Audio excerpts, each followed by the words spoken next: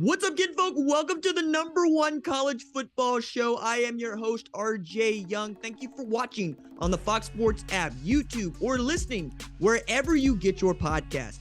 Today, we are going to do our week 2 mailbag that we call here, We Out You, where we get to hear from you your most pressing questions and opinions going into this week 2 of college football. And I want to get right to those. And to help facilitate that, I want to bring in producer Tyler Wojak, noted Notre Dame fan, and absolutely flexing on us for those of you watching on video with the Masters polo. What's going on, Tyler? I'm flexing, but let me just come out and say it. I'm a fraud. I did not get this at the actual Masters. Shout out to Mike Essie at TaylorMade Golf. He supplied me with the polo, and it looks nice, so I'm going to continue to wear it. I was kind of hoping you didn't mention it, but it's out there now. We have to address it. I'm sorry to put you on the spot, but I see the yellow there, and I'm cool. like, wait a second. Yep, he's doing it. See, you did it. It's golden, like the bear. Fair. Right off the bat, too. Man, are we going to go off on a Masters tangent here? Because we could, but we're not going to, because I would be here all day with all things to say about Augusta and what we can expect in 2023. But that's not this show. This show is college football first, last, and only. Tyler, what do we got on docket today for our week 2 mailbag? All right, so we're going to start off with some fan-submitted questions before we get to some questions that you posed, and we got some good responses from the fans. So the first question comes from Joseph Weiss. I think I'm saying that right.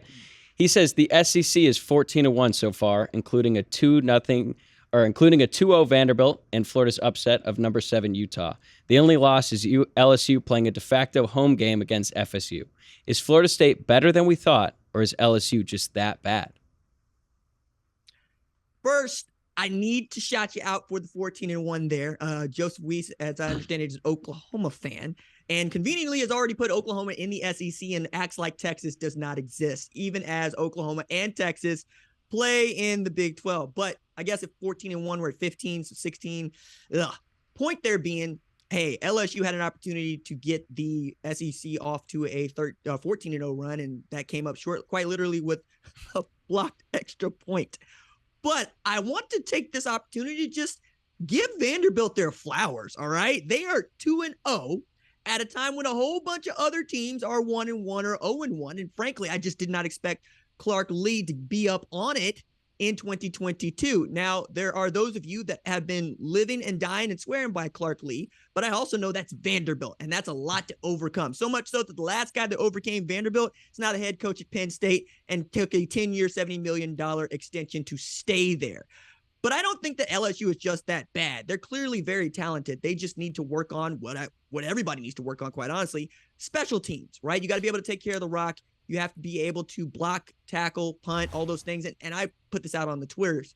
Look, when you have 2 muff punts, a blocked field goal, and a blocked extra point, right, plus a 15-yard unsportsmanlike conduct penalty from your 5-star linebacker in a critical situation, yeah, you're going to put your team behind the 8 ball. But I didn't see anything there that LSU can't overcome. But I am, like many of you, just kind of, can it get any weirder and cooler, this sport, the way that it goes down on a Sunday night just before Labor Day? Tyler, what do you think? I mean, that was a tough night for Bayou Brian down there in New Orleans. It is a little bit poetic, too, given all their special team struggles, because the only coach from Notre Dame that followed Brian Kelly to LSU was Brian Polian, and he's the special teams coordinator. So seeing that as a Notre Dame fan, like I don't even hate Brian Kelly, like pretty much the entire internet does, but I still did get quite a chuckle there at the end. I mean, for LSU, Brian Kelly has a big old mess to clean up, and that became apparent. And even though they have a ton of talent, it's probably going to take a little bit longer than LSU fans would hope to sort of right the ship.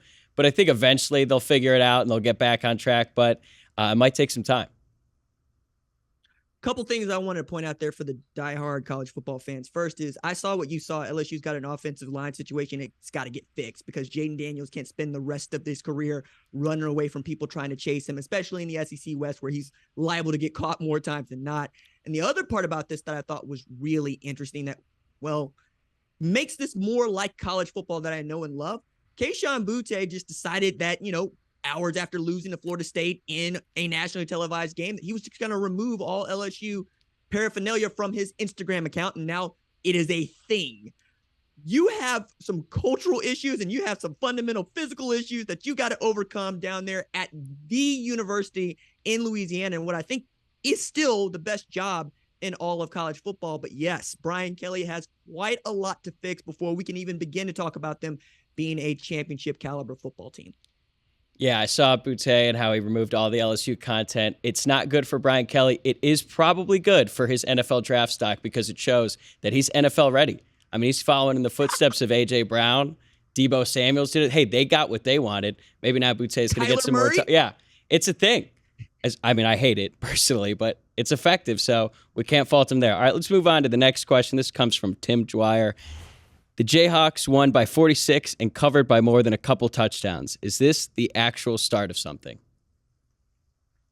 I sure as hell hope so. Like, I have been the dude in the driver's seat of the race car that is national media guys going, Kansas is about it. And I've been on that train basically, or driving that car as it were, because I'm mixing up my own analogy, since May of 2021, when we first learned that Lance Leipold was going to be the guy. He didn't really get to meet his team, honestly, see what they were about until August of that year. And all they did was damn near knock off Oklahoma in an 11-win season and knock off Texas in Austin in what was one of the more thrilling games of the 2021 season. And now this year they went into the portal and added a bunch. One of the guys flew under the radar for many is Ohio State transfer safety Craig Young. They are really looking at the Big 12 saying, no, we belong and we can compete. And then, yeah, you get a 46-point victory against an FCS opponent. I don't care because it's Kansas and they haven't been really, really good for about 15 years. And I think that they have the right coach, the right athletic director to put them on what I think is a consistent route to winning and winning pretty regularly as the Big 12 is going through some transition in the next couple of years. I think there's going to be some jockeying for position here. And Leipold has guys that believe in him, guys that he really wants to coach up. And frankly, he's doing a great job of getting to know them. I think many of you are going to get to know Earl Bostick Jr.'s name by the time we get to April 2023. He's an offensive tackle because he went from giving up basically a sack a game before Lance Leipold got there to giving up just one sack in his last 11 games going into this season. And I asked Earl, who had been around since 2017, having seen a bunch of different coaches and coaching staffs, what changed? And he said, Coach Leipold just asked me about me. He showed me that me, the person, is a very big deal to him. And then he just made the game simple. Says, see thing, block thing. That was what it came down to. And if that is what you have to do at Kansas to get these sorts of results, look out. I think the Jayhawks are going to be about something really spectacular in the years to come. Tyler, what do you think? You've been on this for a while now. You're right. And honestly, your confidence is the reason that I took the over on their season win totals. Now, it was only 2.5, but hey, we're a third of the way there.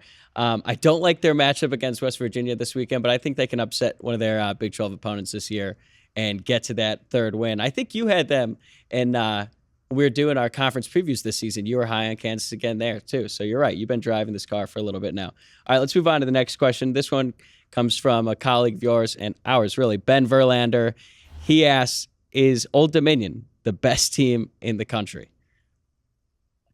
Look at ODU, Ben, coming through. I like it. For those of you that do not know, Old Dominion upset Virginia Tech over the weekend in what has become just a dramatic example of what college football is and can be. One, you get an Old Dominion that was playing AA football like 15 years ago, upsetting Va Tech, I believe for the second time. Yep. And they're on the schedule, right, for the next 10 years. Basically, this is going to be an interstate rivalry between them because Old Dominion has willed it so. The Monarchs coming and showing up. But also, you had two former Penn State coordinators going at each other. Ricky Ronnie being the head coach at Old Dominion, was offensive coordinator at Penn State. And, of course, Brent Pry was defensive coordinator at Penn State last year. He takes over Virginia Tech.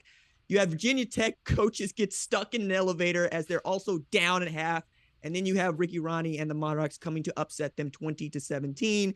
And then it got a little bit worse as Va Tech told ODU's athletic department, hey, we have the things that were pilfered from our locker room. We'd like you to take a look at that. And the authorities are involved. But for Ben's purposes, who is a diehard ODU college football fan, let's not ruin this moment. Okay. This is really nice. This is really nice for you. This is really nice for ODU. I'm just going to remind you that my University of Tulsa Golden Hurricane absolutely gave ODU the business. So I wouldn't want to talk about them being the best team in college football just yet, but Very nice for you. I'm very happy for Ben over there at Flippin' Bats. For those of you that do not listen to the show, please give it your time. Ben is extremely enthusiastic about the sport. And if you need Shohei Ohtani content, he is your man for such things. Tyler, what do you think? Look, they might not be the best team in the country, but they're making a strong case to be the best team in Virginia. That's 2 wins in the last 4 years over Tech. Tough start to the Brent Pry era. Over there at Tech, I think they had 5 turnovers and 1 million penalties, and then they got all their stuff stolen at halftime. Fun fact, that actually happened to me once during my high school career. Senior year, we played this team. We were up like 49-7 at half. They responded by just stealing all of our stuff. Oh, well, we got it back. All right, let's move on. This is a question that you posed. Now, I should clarify that you did ask this during the game, but you asked your followers, could this Ohio State or Notre Dame team beat Georgia? So our first response here comes from Title Town, spelled Toun. They say, yes, without a doubt, Georgia solid, but hard to tell how good against a Pac-12 cupcake who was propped up in the rankings for ratings. What do you think? A Pac-12 cupcake that was propped up in the ratings. That's coming on a little strong there. All right, so I posed this question, one, because I genuinely believe the folks that follow me on Twitter, love college football, are very, very smart about the sport and usually come to some sort of thought that most of us agree with or just is not something I really think about. So I was watching the game, watching how Ohio State and Notre Dame really did get after each other, and those are 2 top 5 teams according to me. And I left them there because I didn't want to penalize people for playing a close game and a game we wanted to see. But I looked at Georgia just, 3 hours early, and I'm going, my goodness, that team looks unstoppable. And I got to give it to Ohio State and Notre Dame fans. None of them are delusional, at least in the replies to my question there of, hey, could either one of these teams beat Georgia? Like, not today, dog. Week 1, nah. We might be able to close the gap over the next 11, 12, 13, 14, 15 weeks, but doesn't look like it. And, that's a really sober take to play, to take. A sober take to take. Yeah.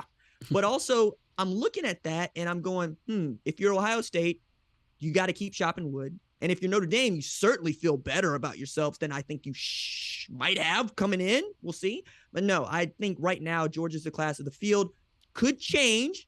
I'm excited to see what Georgia looks like when they get to play a little bit better SEC competition and, like, say, an Alabama later down the line, maybe an SEC championship game, but they're probably going to get a little bit of a run from Kentucky and Florida in the division. And it's going to be fun to see if that question still holds up the way that I think it does right now in about 15 weeks. Tyler, what do you think? I agree. I want to show you this response from Dominic Woods. Dominic says, if it's the Georgia team I saw today, then heck no. Well, I think that's fair, but it kind of goes to your point, right? Like, it's one game. Let's not get too far ahead of ourselves. It sort of reminded me how last year Alabama opened the season against Miami. Miami was ranked 14th at the time. I'm pretty sure the game was in the exact same stadium, and Alabama just wiped them off the field. It was over from the very beginning. It was sort of our first taste of Bryce Young, and we saw how good he could be. And after that performance, you're thinking Alabama's going to steamroll everyone they play until the national championship. Clearly, that wasn't the case. I mean, they lost to an unranked Texas A&M team. Auburn had them on the ropes. If it wasn't for Bryce Young going hero on the last drive, they probably lose that game too. They obviously were a very good team. They ended up losing the national championship, but I think this could be a case here in the first game. Oregon ranked a little bit higher than they probably should have been. Now, Oregon could still be a very good team, but I think it might be too much to say, let's take that one game and that one example and say Georgia's going to just dominate everyone the rest of the way. I'm inclined to agree with your point there, and it's a good one about what Alabama did to Miami and then what Texas A&M did to Alabama and what Auburn did to Alabama, quite frankly, which is begging the question for me, how does Georgia operate now that it has the number 1 headband, right? Because that's what Alabama was dealing with last year. For those of y'all that don't know the number 1 headband, I am a black man that loves Afro Samurai, and the first Afro Samurai 6 episodes are about him trying to pursue the number 1 headband from Justice to be the greatest fighter in all the world. Gets the number 1 headband, and then the second time around, he asked to actually fight his daddy, among other people, to get the number 1 headband back after it had been stolen from him. Point here being, Stetson Bennett was on his Bruce Leroy, right? He had the Golden Glow against Oregon. Can he keep that glow as he gets into better competition? I did not expect to be talking about Stetson Bennett the way I was talking about Bryce Young last year, showing some absolute wiggle, showing some really great decision-making skills, and showing dudes like Ladd McConkey can get into the end zone, which feels like a dude that ought to be driving moonshine out of Dawsonville, Georgia, but that ain't what it is. Same thing with Stetson Bennett. Just got a little bit more wiggle and a little bit more know-how than I would give him credit for. Look at this play here. You evade one defender, you see two coming after you, evade those two, and you throw one back against your body into the end zone. That's just not what I thought Stetson Bennett had in his repertoire before this season. And now that you've demonstrated against what I think is a decent, if not good, Oregon defense, we could have other conversations about the offense. I want to see how this develops, especially as they get into that SEC schedule where I think, yeah, most of the teams on there, save a couple, have an opportunity to shock the world and get a win against Georgia. And then how does Georgia bounce back from that? But again, these are all things that we may or may not get to see based on how Georgia carries the number one headband. Tyler, did I stretch that just a little too far with the analogy there? I don't understand the analogy, so I'm going to just trust you on it. I will say Stetson Bennett went from like plus 5,500 or something crazy to win the Heisman. I think now he's getting 20-1. So quite a week one for him. To wrap things up on your question, as the Notre Dame fan, I feel obligated to say, no, they cannot beat Georgia. For the same reason they couldn't beat Ohio State, they just don't have the skilled players on the outside. As for Ohio State, I think they can. And I think that they showed a toughness in their win against Notre Dame that, frankly, they just didn't have last season. And you need that sort of toughness to hang with the Dogs because they got dudes all over the field. All right, let's go on to another question you asked your followers today. Following week one, which of these three has the best chance to go undefeated? Number 1, Oklahoma. 2, USC. 3, Ohio State. So 3 good performances. Let's go to the first response here from Corey Oliver Hester. Corey says, the first 2 played cupcakes and the third one in an unimpressive manner. So our guy Corey here just thinks none of the 3 are impressive. How do you feel about that? Look, man, college football fans are the hardest people in the entire world to impress. So much so that you can run the table undefeated. People say you didn't play nobody. Like, it doesn't matter to me. You know, you can't beat Bama. But to that end, like, that's what I was looking at when I was asking this question myself. I wanted to put 3 teams from 3 different conferences that have a road to the college football playoff and are undefeated.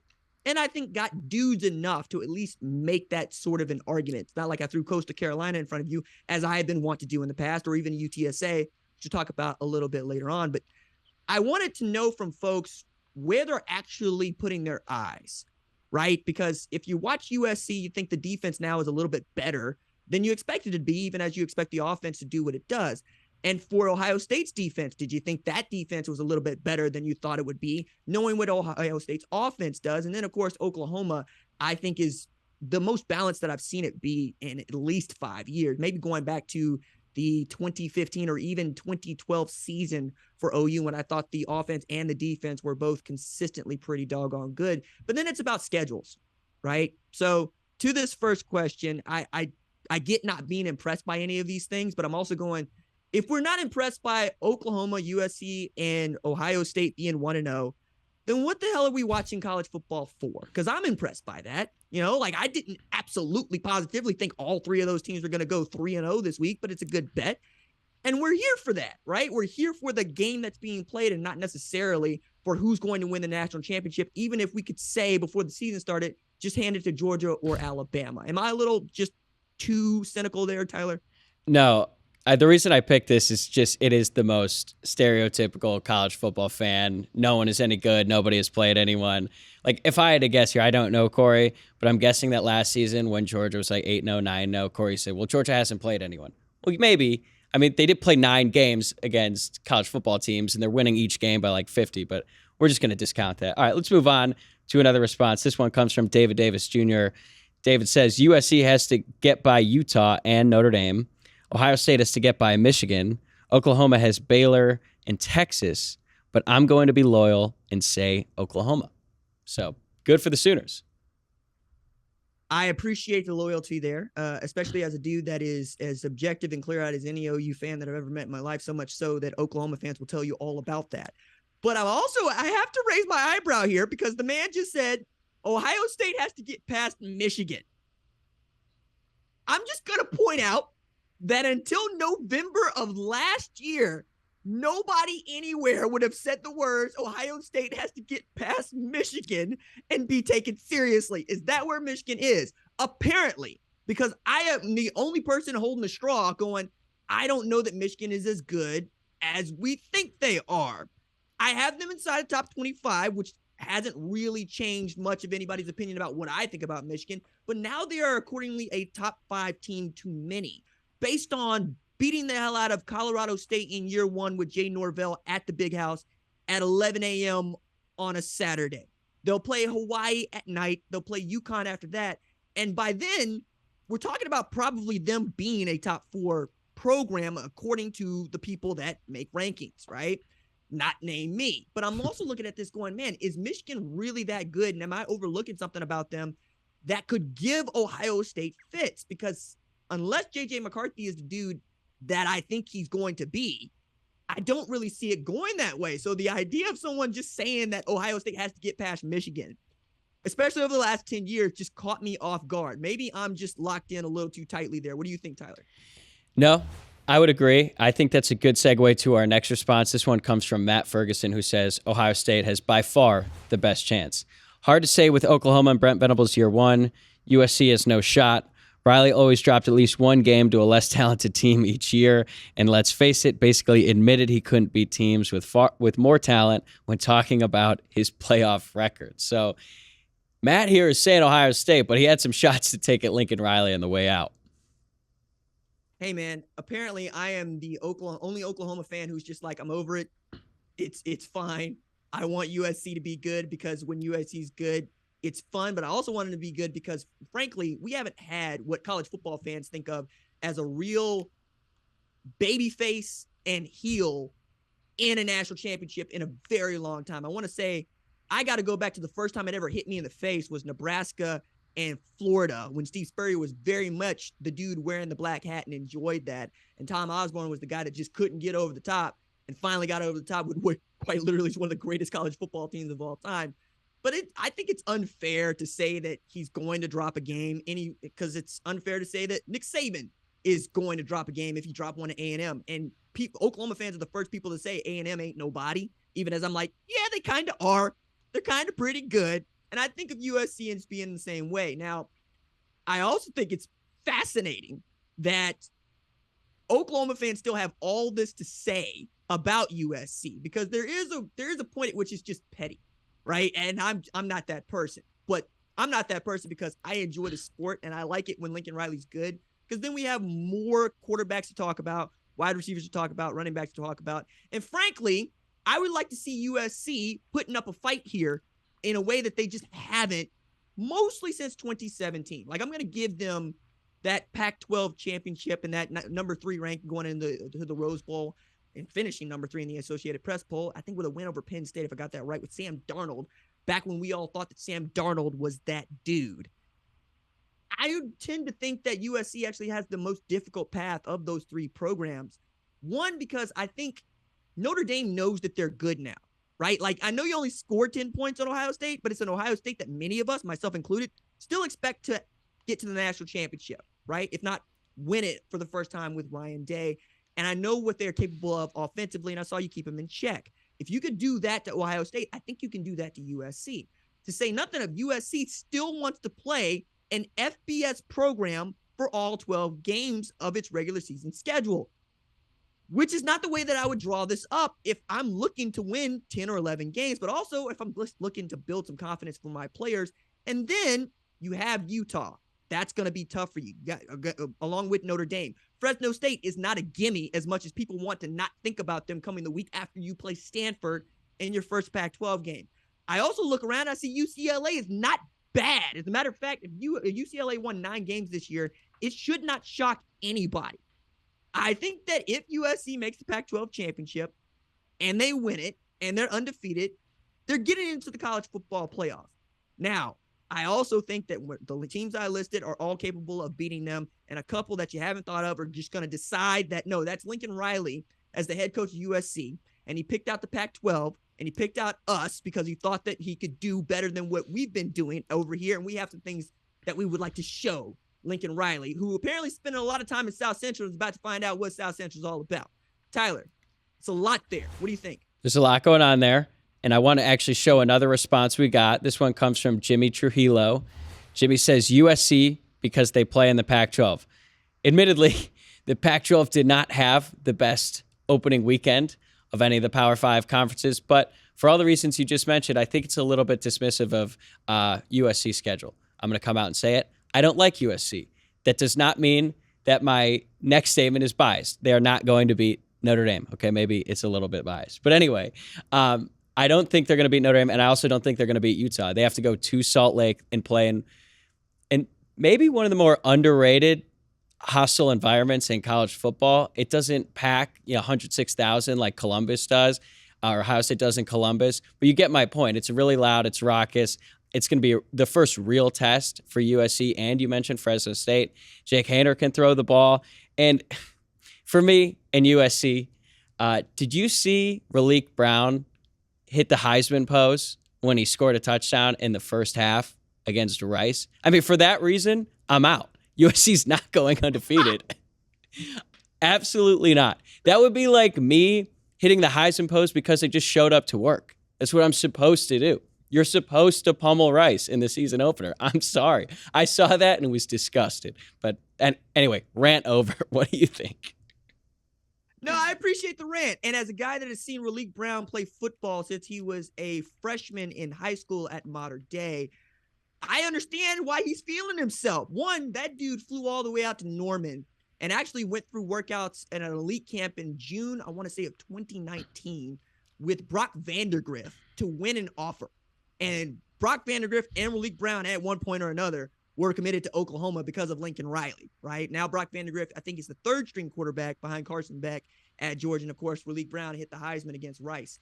To your point about playing at Rice Eccles, though, my goodness, yes, that atmosphere is not kind to anybody that wants to play there because the Utes fans are extremely proud, and they know that their program has its back against the wall now if they want to make it to the college football playoff, let alone defend their Pac-12 championship.